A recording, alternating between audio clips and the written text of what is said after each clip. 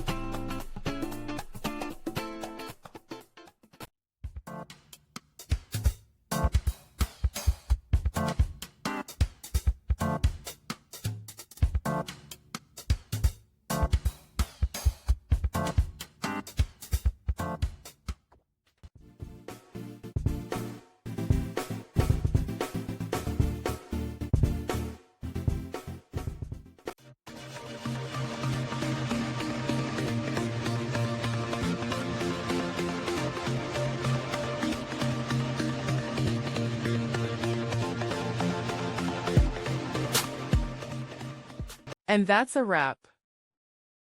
I hope you found the answer you were looking for. If you did, take a second to hit that subscribe button. It really helps out. And let me know in the comments which solution worked best for you. See you next time in the debug zone.